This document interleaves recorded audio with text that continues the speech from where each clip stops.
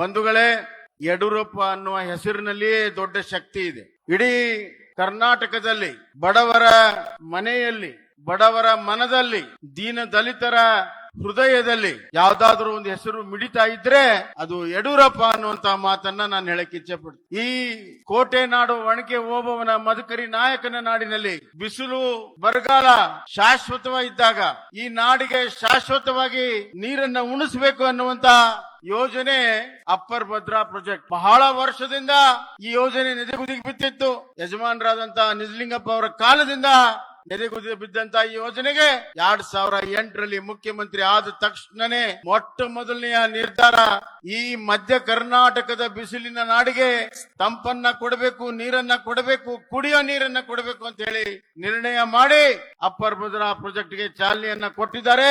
ಅದೇ ರೀತಿ ವಾಣಿ ವಿಲಾಸಕ್ಕೆ 5 TMC ನೀರನ್ನ ಕೊಟ್ಟಿದ್ದರಿಂದ ಇವತ್ತು ಚಿತ್ರದುರ್ಗ ಜಿಲ್ಲೆಯಲ್ಲಿ ಚಿತ್ರದುರ್ಗ ಸಮೇತವಾಗಿ ಕುಡಿಯೋ ನೀರು, ನೀರಾವರಿಗೆ ನೀರು ಇವತ್ತು ಯಾರಾದ್ರೂ ಕೊಟ್ಟಿದ್ರೆ, ಕೊಟ್ಟಂತ ಭಗೀರಥ ಯಾರಾದ್ರೂ ಇದ್ರೆ ಅದು ನಮ್ಮ ನಾಯಕರಾದಂತಹ ಸನ್ಮಾನ್ಯ BS ಯಡಿಯೂರಪ್ಪ ಸಾಹೇಬ್. ರಾಜ್ಯದ ಉದ್ದಗಲಕ್ಕೂ ಕೂಡ ಗಂಗೆ ಮಾತೆಯನ್ನ ಭೂತಾಯಿಗೆ ಉಣಿಸಿ ರೈತರ ಬೆವರು ಸೇರಿದಾಗ ಅಲ್ಲಿ ಬಂಗಾರದ ಬೆಳೆಯನ್ನ ತೆಗೆದಕ್ಕೆ ಅವಕಾಶವನ್ನ ಮಾಡಿಕೊಟ್ಟಂತ ಧೀಮಂತ ನಾಯಕ ಯಾರಾದ್ರೂ ಇದ್ರೆ ಅದು ಸನ್ಮಾನ್ಯ ಯಡಿಯೂರಪ್ಪನವರು.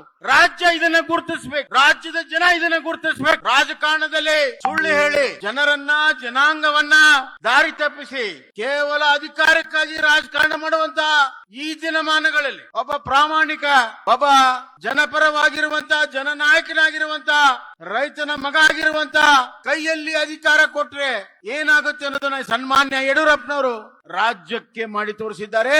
ರಾಜ್ಯದ ಇತಿಹಾಸದಲ್ಲಿ ಇದನ್ನ ಯಾರು ಕೂಡ ಅಳ್ಕಳ್ಸಕ್ ಸಾಧ್ಯ ಇಲ್ಲ. ಯಾರೇ ಪ್ರಯತ್ನ ಮಾಡಿದ್ರು ಸಾಧ್ಯ ಇಲ್ಲ.